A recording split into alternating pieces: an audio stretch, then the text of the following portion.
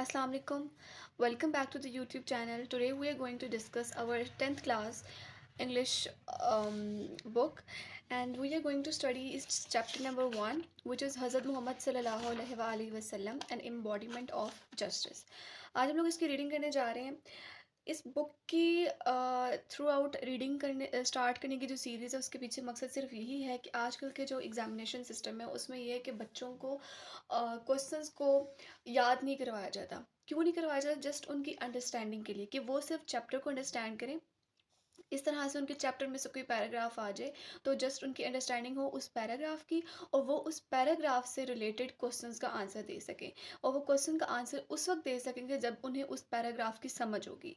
इसलिए हम लोग ये बुक स्टार्ट करवाने जा रहे हैं कि बच्चों को चैप्टर की अच्छे से अंडरस्टैंडिंग हो। सो उसके लिए आज हम लोग अपना फर्स्ट चैप्टर स्टार्ट करने जा रहे हैं, हज़रत मोहम्मद सल्लल्लाहु अलैहि वसल्लम एन एम्बॉडीमेंट ऑफ जस्टिस। अब इसमें एम्बॉडीमेंट का क्या मतलब है? हज़रत मोहम्मद सल्लल्लाहु अलैहि वसल्लम an embodiment of justice. Embodiment का मतलब होता है मुजस्समा, कि आप सल्लल्लाहु अलैहि वसल्लम इंसाफ पसंद इंसान थे। हमें अगर एक एग्जांपल चाहिए हो कि हमने किसको फॉलो करना है इस्लाम में, हमारे पास एक परफेक्ट एग्जांपल है, which is our profit, that is हज़रत मोहम्मद सल्लल्लाहु अलैहि वसल्लम। Let's start our chapter. सबसे पहले फर्स्ट पैराग्राफ है हमारे पास। हज़रत मोहम्मद सल्लल्लाहु अलैहि वसल्लम्स life is a perfect model and example for the people who want to attain goodness, pity and success in the individual as well as social life। अब इसका क्या मतलब है? आप सल्लल्लाहु अलैहि वसल्लम की ज़िंदगी एक बहुत ही परफेक्ट, का मतलब होता है बिल्कुल परफेक्ट, बगैर किसी ऐब के। एक परफेक्ट मॉडल है हमारे लिए, एक एग्जाम्पल है for the people who want to attain goodness, उन तमाम लोगों के लिए जो अपनी ज़िंदगी में गुडनेस, नेकी, पिटी का मतलब होता है तकवा, एंड सक्सेस का मतलब होता है कामयाबी। अपनी ज़िंदगी में अपनी इनफरादी और मुआशी ज़िंदगी में अगर वो नेकी करना चाहते हैं, तकवा इख्तियार करना चाहते हैं या कामयाबी हासिल करना चाहते हैं, तो आप सल्लल्लाहु अलैहि वसल्लम की ज़िंदगी, आप वसल्लम की पूरी लाइफ उनके लिए परफेक्ट एग्जाम्पल है। People can seek light from the message and guidance from his life to achieve perfection in the moral, spiritual and social areas of life। लोग जो हैं can seek light from the message and guidance from his life. आप सल्लल्लाहु अलैहि वसल्लम ने अपनी ज़िंदगी गुजारी ताकि वो लोगों को एज एन एग्जाम्पल लोगों के सामने उसको शो करवा सके, एक्सप्रेस करवा सके, एंड ताकि लोग उस आप वसल्लम की ज़िंदगी से एक मैसेज ले सकें। Can seek light from the message and guidance from his life. आप वसल्लम की ज़िंदगी से हदायत हासिल कर सकें और आप वसल्लम की ज़िंदगी से एक मैसेज हासिल कर सकें। टू अचीव परफेक्शन, कि परफेक्शन उन्होंने कैसे हासिल करनी है इन द मोरल। मोरल का मतलब होता है इखलाकी, स्पिरिचुअल का मतलब होता है रूहानी, and social areas of life, social का मतलब होता है समाजी, कि वो अपनी ज़िंदगी के उन तमाम शोबों, इखलाकी, रूहानी, समाजी शोबों में किस तरह से परफेक्शन हासिल कर सकते हैं। He has set very high and noble ideals through his practical example. आप सल्लल्लाहु अलैहि वसल्लम ने बहुत ही ऊंचे आइडियल्स, एक एग्जाम्पल बना दी, एग्जाम्पल सेट कर दी है अपनी लाइफ को एज एन प्रैक्टिकल एग्जाम्पल। आप वसल्लम ने अपनी ज़िंदगी गुजारी, एक प्रैक्टिकल एग्जाम्पल है हमारे पास कि एक इंसान को कैसे ज़िंदगी गुजारनी चाहिए, फॉर ऑल द मैनकाइंड, तमाम इंसानों के लिए, to follow in every field of life, कि आप अपनी ज़िंदगी के तमाम शोबों में किस तरह से आप वसल्लम की ज़िंदगी को फॉलो कर सकते हैं। अब नेक्स्ट पैराग्राफ है हमारे पास। हज़रत मोहम्मद सल्लल्लाहु अलैहि वसल्लम practically proved that no one could be more just and equitable than the messenger of Allah Almighty. आप सल्लल्लाहु अलैहि वसल्लम ने, प्रैक्टिकली का मतलब होता है कि उन्होंने खुद करके दिखाया, प्रूव्ड, इस चीज़ को साबित किया कि that no one could be more just and equitable than the messenger of Allah Almighty, कि अल्लाह ताला के पैगम्बर से ज़्यादा ईमानदार और कोई भी नहीं हो सकता। एज अ यंग ट्रेडर, एक नौजवान ताजिर होते हुए, he earn the good reputation of being an honest, fair and just businessman. एक यंग ताजिर होते हुए आप सल्लम ने एक बहुत ही अच्छी रेपुटेशन अर्न की कि आप सल्लम से बेहतर कोई भी ईमानदार और मुनसिफ बिजनेसमैन, कोई मुनसिफ ताजिर नहीं है। ही always had fair and just dealings with all people. आप सल्लम हमेशा लोगों के साथ बहुत मुनसिफाना सलूक रखते थे। When the Kaaba was being constructed, there arose a dispute among the people regarding the black stone।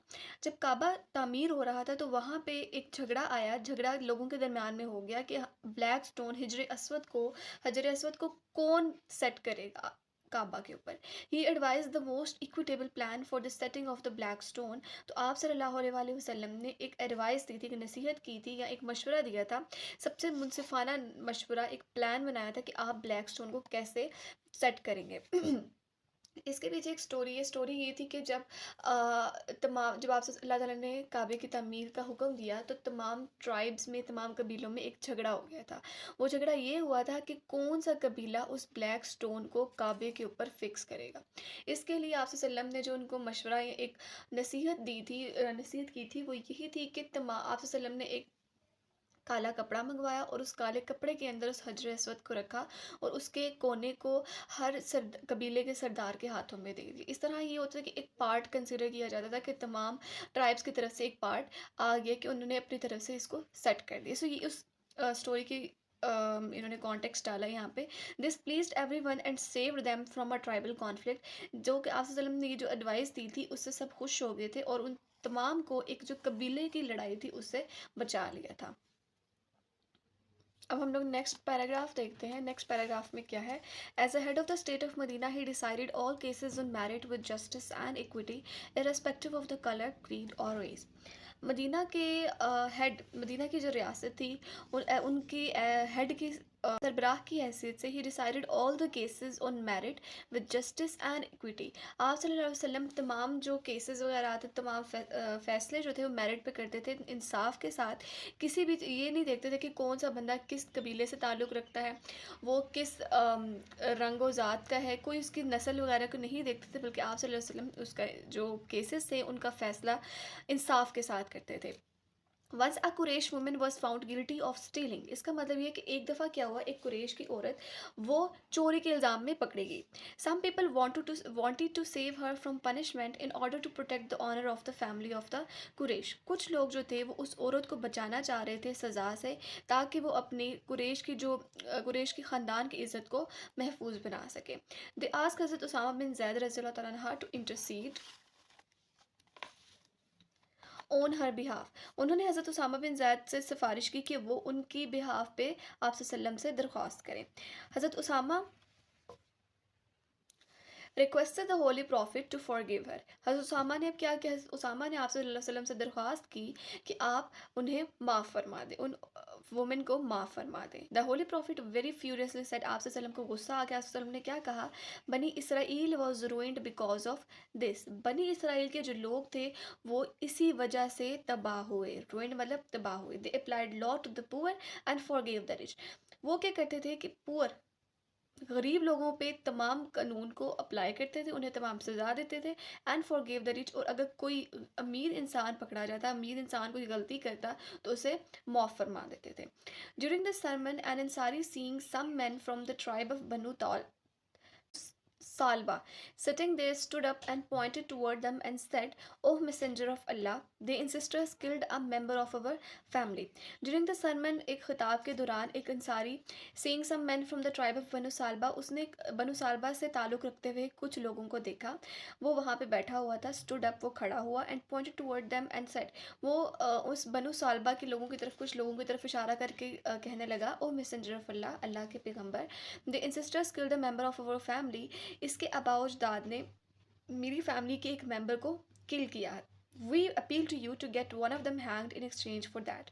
मैं आपसे गुजारिश करता हूँ कि आप इनमें से किसी एक को हैंग कर दें उसके बदले में, उस कत्ल के बदले में। द होली प्रॉफिट सल्लल्लाहु अलैहि वसल्लम replied, the revenge of the father can not be taken on his son. कि बाप का बदला उसके बेटे से नहीं लिया जा सकता। सो ये आप वसल्लम की इंसाफ का एक और, असलम के जस्ट होने का, आप वसल्लम की फेयर होने का एक और वाक़या है। द होली प्रॉफिट सल्लल्लाहु अलैहि वसल्लम was so well known for his justice that even the Jews who were his bitter enemies brought their suits to him and he decided cases in accordance with the Jewish law. अब इसका क्या मतलब है? Holy prophet was so well known. आप सल्लल्लाहु अलैहि वसल्लम अपना जस्टिस, इंसाफ पसंद होने के बारे में इतने वेल नोन थे that even the Jews यहूदी who were his bitter enemies, जो आप सल्लल्लाहु अलैहि वसल्लम के दुश्मन थे, brought their suits to him, अपने मुकदमात को आप वसल्लम के पास लाते, and he decided cases in accordance, और आप सल्लल्लाहु अलैहि वसल्लम उन मुकदमात को उन Jewish law के अकॉर्डिंग ही डिसाइड करते और उसका फैसला करते थे. He very strictly followed the commandment of Allah. आप सल्लल्लाहु अलैहि वसल्लम अल्लाह ताला के कमांड्स को बहुत स्ट्रिक्टली फॉलो करते थे. If they come to you, either judge between them or decline to interfere. अल्लाह ताला का कमांड क्या था कि अगर वो आपके पास आते हैं कि उनके दरम्यान में फ़ैसला किया जाए, अदर जज बिटवीन देम, उनके दरम्यान में या तो फ़ैसला करें, और डिक्लाइन टू इंटरफेयर. जज बिटवीन देम का क्या मतलब, यहाँ पे इंसाफ के साथ फ़ैसला करें, और डिक्लाइन टू इंटरफेयर या फिर उनके दरम्यान में मदाखलत करने से इनकार कर दें. इफ़ यू डिक्लाइन, अगर आप इनकार कर देते हैं, they can not hurt you in the least, तो वो आपको नुकसान नहीं पहुँचा सकते. इफ़ यू जज, और अगर आप उनके दरम्यान में फ़ैसला करते हैं, जज इन इक्विटी बिटवीन देम, तो उनके दरम्यान फैसला जो है वो इंसाफ के साथ करें. For God loves those who जज इन इक्विटी, तो अल्लाह ताला उनसे मोहब्बत करता है जो इंसाफ के साथ फैसला करते हैं. नेक्स्ट है नेक्स्ट पैराग्राफ है paragraph number 6. Justice demands that it should be upheld in all the circumstances even if it goes against one's own self और वंस फैमिली और relations. Justice demands that it should be upheld in all the circumstances. अब इसका क्या मतलब है कि इंसाफ इस चीज़ को डिमांड करता है कि इंसाफ किया जाए हर हालात में, even if it goes against one's own self, यहाँ तक कि अगर कोई फ़ैसला आपके अपनी ज़ात के ख़िलाफ़ भी जा रहा है तो आप उसको इंसाफ के साथ डील करें. और वंस फैमिली और रिलेशंस के आपकी किसी ख़ानदान के कोई मेंबर है उसके अगेंस्ट आ रहा है, तब भी आप उसको इंसाफ के साथ डील करें. ऑल ऑफ हिज लाइफ हज़रत मोहम्मद सल्लल्लाहु अलैहि वसल्लम judged other people's affair with justice and told his companions to be just. आप सल्लल्लाहु अलैहि वसल्लम ने अपनी तमाम ज़िंदगी में लोगों के जो मुकदमात थे, लोगों के मामलात को इंसाफ के साथ जज किया, and told his companions to be just. आप सल्लल्लाहु अलैहि वसल्लम ने अपने सहाबी को भी असहाब को भी यही कहा कि वो तमाम मामलात को इंसाफ के साथ डील किया करें. इट इज़ रिपोर्टेड बाय हज़रत अली रज़ियल्लाहु अन्हु that अल्लाह's messenger said to him, हज़रत अली रज़ियल्लाहु अन्हु से रिवायत है कि आप सल्लल्लाहु अलैहि वसल्लम कहते थे, when two men come to you for judgment, never decide in favor of one without hear the arguments of the other. कि जब दो आदमी आपके पास आए अपने दरम्यान में फ़ैसला करवाने के लिए, तो कभी भी किसी एक के हक में फ़ैसला मत दो without hearing the arguments of the other, दूसरे के आर्ग्यूमेंट सुने बगैर. It is then most likely that you will know the truth. उस वक्त तक आप अपने उनके दरम्यान में फ़ैसला मत करो जब तक आप किसी सच्चाई को ना जान लो. Hazrat Muawiyah had reported Allah's Messenger sallallahu alaihi wasallam as saying, "Any ruler or judge who closes his door on the poor, the needy, and the destitute, God closes his doors on him when he becomes needy and destitute." हज़रत मुआविया रज़ियल्लाहु अन्हु फरमाते हैं कि Allah ताला के रसूल ये कहते थे कि कोई भी रूलर और जज, कोई भी हुक्मरान या कोई भी जज जो है, वो अगर अपने दरवाजे क्लोज़ कर देता है on the poor, needy and destitute, किसी भी गरीब, ज़रूरतमंद या यतीम के ऊपर, God close his door on him when he becomes needy and destitute, तो अल्लाह ताला अपने दरवाजे उस पर बंद कर देता है जब वो ज़रूरतमंद और डेस्टिट्यूट होता है. अब इस लाइन का क्या मतलब है, इसमें वो कहना ये चाह रहे हैं कि यहाँ पे इस चीज़ की तलकीन दी जा रही है कि आप अगर इस काबिल हो कि आप लोगों के दरम्यान में फ़ैसला कर सकते हो, गरीबों की मदद कर सकते हो, यतीमों का सहारा बन सकते हो, और आप नहीं बन रहे, यतीमों का सहारा नहीं बन रहे, लोगों की मदद नहीं फरमा रहे, मतलब ये यही मतलब हो कि आप उनके सामने और उनके लिए अपने दरवाजे क्लोज़ करें, जबकि अल्लाह ताला ने आपको इन चीज़ों का हुक्मरान बनाया, इन चीज़ों का हक दिया है. तो जब आपका टाइम आएगा तो अल्लाह ताला भी अपने डोर्स को क्लोज़ कर लेगा. 7th paragraph है, while Hazrat Muhammad sallallahu alaihi wasallam was on his deathbed, he proclaimed, "If I owed something to anyone, or if I wronged any person or damaged anyone's property or honor, my person, my honor, and my property are here. He may take revenge on me in this world." कि while हज़रत मोहम्मद सल्लल्लाहु was on his death, आप सल्लल्लाहु अलैहि वसल्लम जब अपने बिस्तर मर्ग पे थे, ही प्रोक्लेम का मतलब ऐलान की. यहाँ पे भी पूछा है what does the word proclaimed mean, इसका मतलब होता है ऐलान करना. If I owed something to anyone और if I wronged any person और डैमेज एनीवन्स प्रॉपर्टी और ऑनर, अगर मैंने किसी का कुछ देना है, और if I wronged any person, मैंने किसी के साथ बुरा किया है या किसी की प्रॉपर्टी को नुकसान पहुँचाया है या किसी की इज्जत को नुकसान पहुँचाया है, my person, my honour and my property are है, मैं खुद बजाते खुद मेरी इज्जत और मेरा माल और मेरी प्रॉपर्टी यहाँ पे मौजूद है।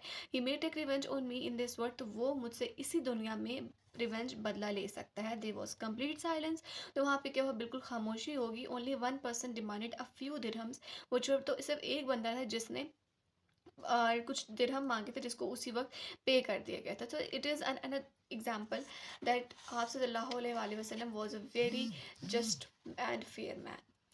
Next is eighth paragraph, which is Allah's messenger proved by his own example that no one could be more firm for justice than him, even if it was Allah's messenger proved by his own example that no one could be more firm for justice than him. अल्लाह ताला के रसूल ने अपनी example के through इस चीज़ को साबित किया कि आप सल्लम के अलावा कोई और जस्टिस इंसाफ पसंद इतना नहीं है जितना आप सल्लल्लाहु अलैहि वसल्लम है, even if it was against his own interest और द इंटरेस्ट, बेशक वो उनकी अपनी ज़ात के इंटरेस्ट, अपने इंटरेस्ट कह सकते हैं कि अपनी ख्वाहिशात या मुफाद के ख़िलाफ़ हो, या the interest of those who are near and dear to him, या उनके मुफाद के ख़िलाफ़ हो जो कि आप वसल्लम के करीबी या उनसे जिनसे आप वसल्लम बहुत प्यार करते हैं। He decided every case brought to him by friend और foe with justice without fear of favour.